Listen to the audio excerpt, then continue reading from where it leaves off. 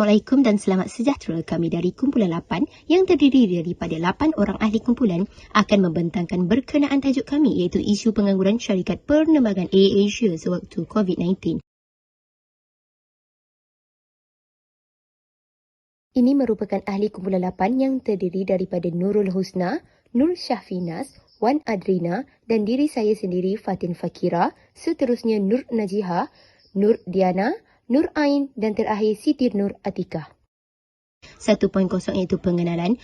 Pengangguran merujuk kepada individu berumur 16 tahun ke atas yang menginginkan pekerjaan dan mencari pekerjaan namun masih belum mendapatkan peluang pekerjaan tersebut. Pelaksanaan Perintah Kawalan Pergerakan PKP untuk membendung penularan wabak COVID-19 ini telah memberi kesan yang agak besar untuk semua sektor ekonomi seperti sektor penerbangan. Antara sektor penerbangan yang terkesan dengan penularan wabak COVID-19 ialah AirAsia. Syarikat AirAsia terpaksa untuk memberhentikan perkhidmatan seramai 111 orang kru kabin daripada 1,900 anak kapal, 172 juruterbang dan 50 jurutera sebagai usaha untuk mengurangkan operasinya. AirAsia tidak mempunyai pilihan lain selain menyusun semula pengurusan organisasi kerana pihak pengurusan tidak dapat memberi jaminan bahawa syarikat akan kembali normal. Pemberhentian tenaga kerja tidak hanya dilakukan oleh AirAsia Berhad tetapi di semua bahagian kumpulan AirAsia. 2.0 iaitu sorotan literatur. Industri penerbangan secara umumnya terbahagi kepada dua jenis iaitu penerbangan perkhidmatan penuh dan penerbangan tambahan murah.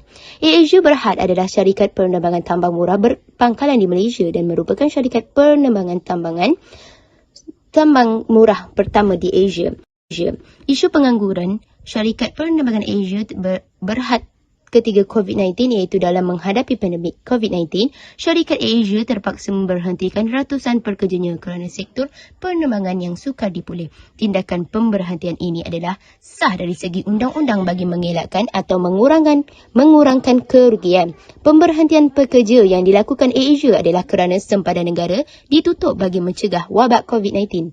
Hal ini menjadikan AirAsia tidak dapat beroperasi sepenuhnya dan menyebabkan mereka kerugian. Bagi membantu pekerja dan yang diberhentikan, AirAsia telah memberikan pembayaran kepada mereka.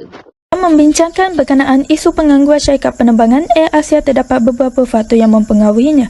Faktor penularan pandemik COVID-19. Seluruh dunia terkesan oleh pandemik COVID-19 semenjak jumlah pesakit COVID-19 semakin hari meningkat.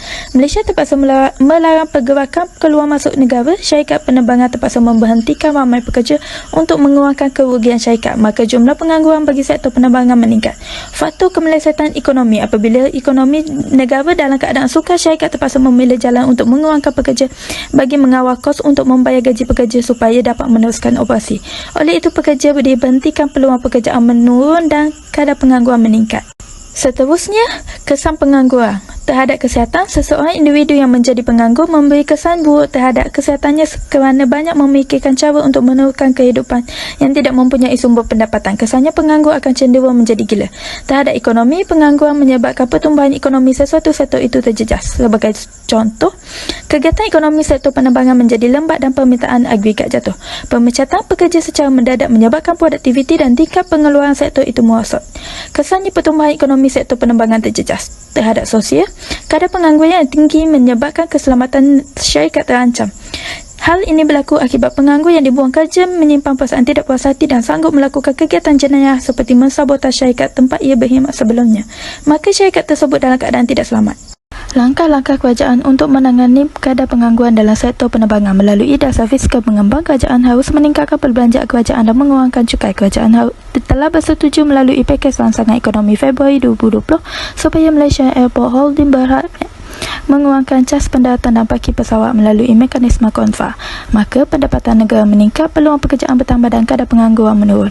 Melalui dasar kewangan mengembang, kerajaan harus mengurangkan kadar bunga terhadap pinjaman yang telah dibuat oleh sektor penerbangan. Dengan itu, kadar pelabuhan dan perbelanjaan agregat bertambah, peluang pekerjaan semakin luas dan kadar pengangguran dapat diatasi. Kesimpulannya, pandemik COVID-19 telah menjejakkan semua sektor, sama ada sektor kesihatan, keselamatan sosial dan serta ekonomi, menyebabkan Perintah Kawalan Pergerakan telah dikeluarkan yang kini berada dalam fasa pemulihan dari krisis COVID-19.